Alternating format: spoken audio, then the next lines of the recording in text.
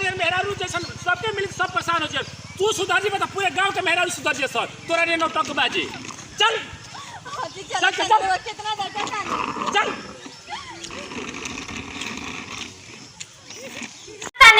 पता नहीं वो कि केनियो गइल बनी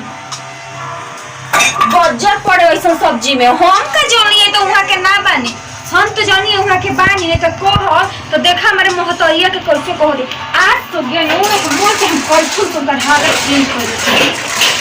बतावा फेंक के आ जाने बताई काहे हमारा ठराजी का कहा कौन तो हम भिंडी तोड़ के ले आवे के तू का ले लू तोड़ के आ करैली आई पीछे आई अभी ना अब ये पकावे के बाद में अच्छा बाद में आई अबे पकावे के बाद के ले आई बाद में हां हम लिया दे तो हम जरे को नदिया में चल गेल बेटा उ लेके आई हां अब तोर बाकी वाले आवा हम लिया दे लोला हमसे जो तुझे ना मुंह ठूस दे पर जल्लू को नहीं कौन है इज्जत से जान लेके तोड़ के लेके आवा अरे तो हम मुंह ठूस दी तो हिया तारे कुछ कहलस ये का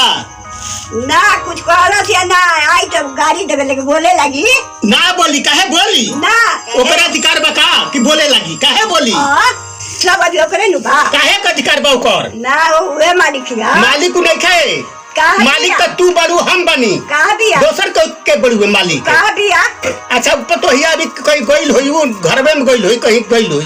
अपने आई तो ओकरा बाद लोकरा के सब जावल गई चाहे कहल गइल ना बाहर मत तू छोड़ दे सही बाहर के बाहर हां छोड़ दे सही ए बुढ़ाऊ हैला छोड़ा का कहत तू धोबे के कहत सुनाई नहीं देता का धोबे कहत एकरा काहे धोई बुढ़िया के तू नहीं को घर में बुढ़िया के ना कहत तो होरे के कहत धोबे के हमरा कहत धोबे के हम धोई कपड़ा काहे खाती तो के धोई तू धोव और के धोई हम तो बात जो नदिया में गइल बेटा उ आई में धोबे के तोहरा धोबे के बाद तोहरा धोबे के बाद तोहरा के धोबे के तोहरा के हमरा के धोबू तू धोबे तो के धोई बतावा अरे तोहरे धोबे के भाई नु तोहरे धोबे के भाई बुझाई ले तोहरे धोबे तोहरा के धोई हम धोई कपड़ा बाहर हम धोईबे छोड़ा हम ना ठूस दे अरे तोहरे कपड़ा तो बुढ़िया की दादी कपड़ा धोई तू ना धोईबू कपड़ा क्या दा हम तोहरे कपड़ा कट कर को तू धोबे ओली हाय ये तुम दोनों बना ना स्कूल के बच्चे खेले के देवे लइकन के कौनो तहरा इज्जत से धो दिया ठीक है हमसे पूरा केहू ना होई अच्छा ठीक है बा ई हमरा घर के अंदर में डाइन आइल बिया बुझाई नु तुम डाइन बोल डाइन तू घर के अंदर में विवाद लगाओ तू ठेकान नहीं थे बुझाई ये देख थोड़ा पर ठूस दे बुझाई ते बहुत तोरा ठूस दे जा बुढ़ाओ छोड़ पहले छोड़ लो पहले छोड़ हाइले पहले कहता नहीं करक ले ये फीचो अपन अथी करो जल्द कर तो फीच के तो जाके फीच घर के अंदर में आगे भी कटार से आई भी आई हां चल ना जानी असला नाक में ना थुली पहिरा देने बुढ़ाऊ ना तो तू का कहला समझ गई है ठीक है बात आवे तो तोरे बेटा के फैसला हो गया वो तो बोलावत नहीं हम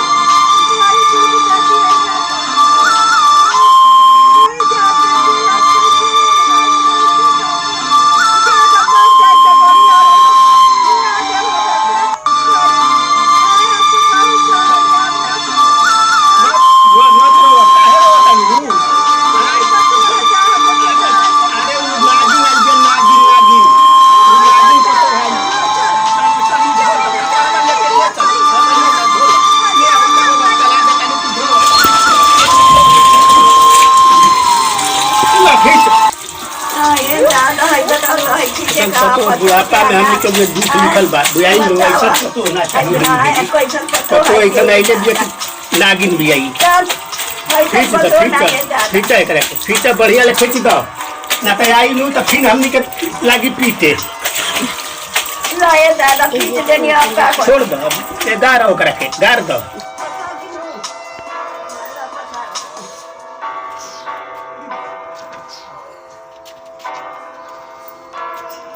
चल आओ चल उधर बैठी जा चल चल हां चली ना खाना वहां हां दो भूख जोर से भूख लगल हां ले आओ बच्ची बुझाई लो ले आओ भूख लगल ले आओ जौने बताने ले आओ खाए ए बूढ़ा साग बनैले है रोटी नहीं बेली जा जा ले आओ सगिए ले आओ का करबो ले सगिए ले आओ सगिए खाई जाए तो भूखे के बाद जा रहल बा हां लगल बा ले हां ले आओ तोरे पेट में आगी लग जाले आवत होई हां ले आओ बूढ़ा के का लगता हम खाना ना बनैले हई खाना बनैले बाटे ये का करी घी मिला देले हई घी पतर के रोटी हम देबे नहीं बुढ़ापा पर के घी पतर रोटी देबे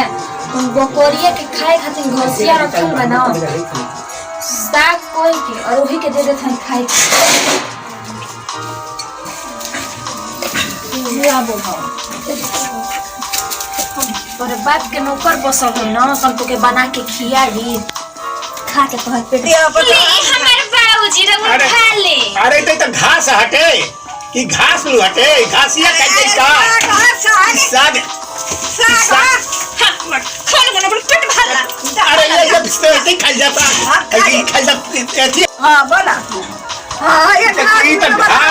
घास तो हटे घास हटे का घास से नु हो लिखा खा के पानी पिए के पापा हमने के ये लिखल खाए खातिर ये लिखा बा ये के तना संस्कारी में तना मालूम भाई घास में साग हो साग हटे ये ठीक बा कैसे ये ठीक बा घास हटे घास खाई जाई का ये साग ई जवन कही तमने होई साग हां ई जवने कही तमने घास हटे तो तू पता कि साग ए बुढ़ा जरा सा पता ना था चप्पल से तो स्वागत कर ठीक है ना पहले हमार बात पहले हाई कुल घास ना से काटे सब्जी हटाई आई घास बना के लिया घास हां घास कर जरा बहरी से काम करके ले आवे और खा जिया अरे हमर लड़का तो कमाता तुम कहत की थी बुढ़ा जल्दी बिन समझ तो हाल ले लो क्या भाग तोर तोरे हम कुछ जान के लिखी दो एक तोरे मर दो अपन जान तरफ हम जकरा पैसा ले पर मर दे मांगो दे लो नहीं है हमें तो कुछ समझ में ना आवता होई देखा हो 2 दिन से हमार रखल बा साड़ी धोवे खातिर ना बुढ़िया कहत है धोवे खातिर तो ओके सोढ़ई के सुनाई नहीं दे और बुढ़ावा के इतना अकड़ तो जब ते बनी नहीं हटे बाकी हम केस कर के रहो देखी है बुढ़ऊ तो कि हम रात से भोज बनावे देवे हां कहां जाता बता ऐसे ठहरो तारा जाए के नहीं इज्जत ठहर हमन लोग तो इज्जत बाकी नहीं ये चल जीव तो हमके इज्जत खराब हो जाई बुझाई ले हम इज्जत देखी तो हम जाए ये ठहरो जाए के नहीं है कॉटन की जाए के नहीं है हम कहत नहीं हमें छोड़ दे ठीक है ना ये ठहरा भी जरा ना रह हमनियो को इज्जत बात चल भी शिकायत होई कहते बानी कि हां शिकायत होई चुप रहो कहत नहीं हमें छोड़ दे ठीक है ना जाए के नहीं मत जा हमनी के इज्जत बड़ो खराब हो जाई इज्जत तारा नहीं नु न जा खा हम ना जाने एक शर्त पे मालूम है का तू दोनों जने घर छोड़ देबो कितना धन दौलत सब ना कर देबो तो अरे नहीं खे जाए के नहीं खे न जा कहत नहीं कि न जा न जाए के नहीं खे ना जाए के नहीं खे हमारे जो घर में इज्जत आ रहा है हम जाके रह के ना कर हमारे घर में जान मान आता है तो हम रह के ना करब आ जा हां न जा नहीं खे नजर आवत हम कहां जाता नहीं न जा अरे जा का करबू हम हे बूढ़ा जल्दी बैठ ठीक है चलो के नहीं दांत कट के मार दे बुझल लो ना पीछे जाए के तो हम जाए हम ना जा को होता नहीं हम जाए सुनाई नहीं के दे जा मैं जितना ओकर पैसा दो ओकर देख मानो जानलो अरे जा बुझल बाबू आगे बच्चा तो ये भाग गई तो भाग गई हां तो ये भाग गई हां अब विश्वास कर हमरा पर काहे भाग जे वो काहे भाग जे केकरा बजे दिक्कत बा अरे हमने कुछ बोलने जन करले कुछ ना कुछ कहबो ना कनी समझ ऐसे ही कहतन कि ना हम नहीं जाए काहे भाग गई कारण का बउए तनी से खाली बोलला खजना में तो काहे से करतन काहे बोलबा तू ना भाव बोलबे करबा का गलती कर तो बोलबा ना। अरे तो बोलनी है हम तो कस के डटनी है उतने पर कहता कि ना हम ना हमर रहब भागब भागो कब बोली है। अरे कुछ देरी भइल बच्चा गइल ऑप्शन गइली हो का पिछले गइली है। हां बेग बोग लेके गेली है। अच्छा गांव गइली ना तो गाँव तो अभी जाता है तो चलो घर हम अभी जाते हैं और हम लेके होता है तो घर कैसे तू भाई वो तो हम कन के घर कैसे तू भाई मेहरारू है ना भाग अभी मेहरारू ने रहे चाहिए मर्द बन के तो घेरे सोने नाच नाचे अभी हम बताओ तनी और कहां जाते हैं देख क्या होते हैं ये तू चल घर जा हम आओ तनी अभी हम आओ तनी देख के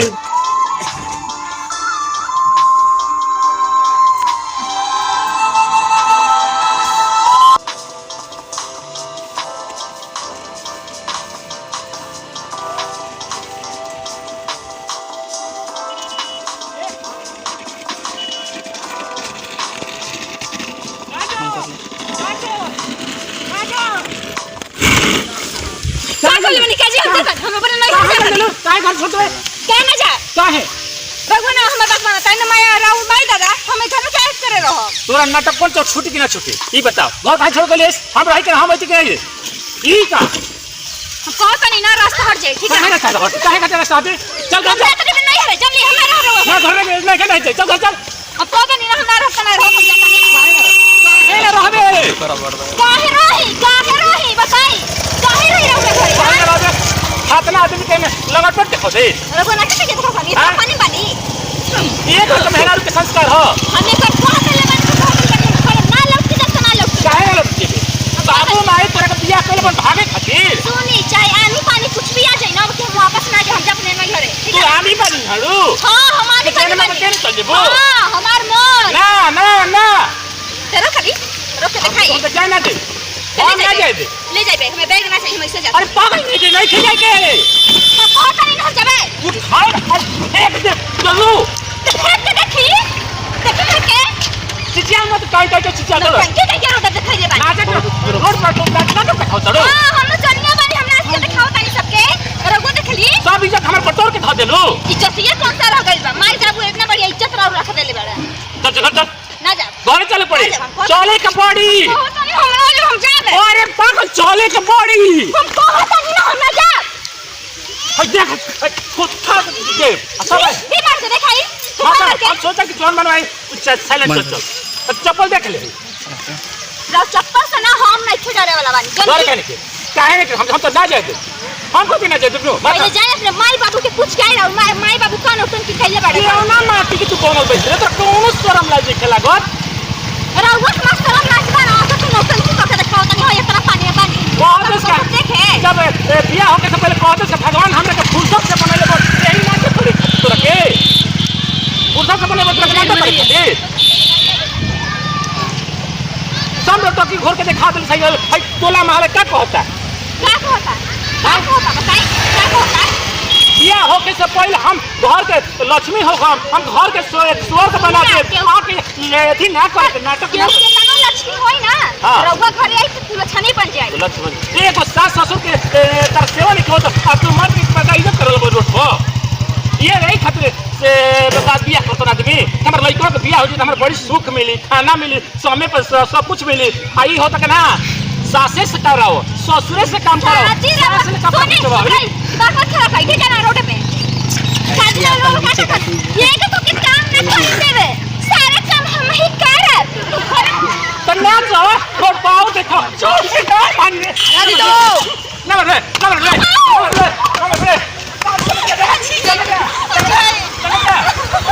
राजी तो सुधार दे चल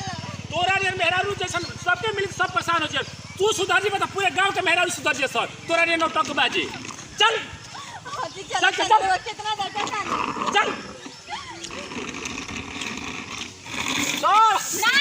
चले फिर पिटाई चाहता है इसका पिटाई कुछ कहो ना जा भैया इधर नौटंकी तनी सुन ले जा बोला भैया लोग के गोड़ छुके गोड़ लगते हमारा नाम है मोहन कुमार गुप्ता नमस्ते प्रणाम। हम कंचन पहले वो सब कैसे वीडियो देखनी है, वीडियो से वो सब के ये संदेश देनी है कि मेहरारू कैसे शादी ब्याह होला ज्यादा दौलत पावेलिन तो आके घमंड दिखावे लगलिन ससुरे में तो लगेली घर से भागे ई करेली नु करेली गांव समाज के मर्द के इज्जत लेवेली तो लोग का कहेला तो मर्द मेहरारू पे कोनो विश्वास ना रखल जाला जो मेहरारू भागेली कर जाली ना तो गांव समाज की इज्जत ना रखेली ऐसे भाग जाली बाकी हाँ मेहरारू के भी गलती है तो कैसे हम गलती करी है रउआ सब गलती मत करो अगर हमारे वीडियो से रउआ सबके कोनो चीज़ के तकलीफ पहुँचल हो तो रउआ सब हमें माफ़ करो चलिए अगर वीडियो अच्छा लगी तो लाइक करो कमेंट करो शेयर करो बेल घंटी दबा वाला भी चलिए वीडियो साथ लेता नहीं चैनल अगले वीडियो से मिल जाए हमें चैनल के नाम है उमंग मस्ती। चलो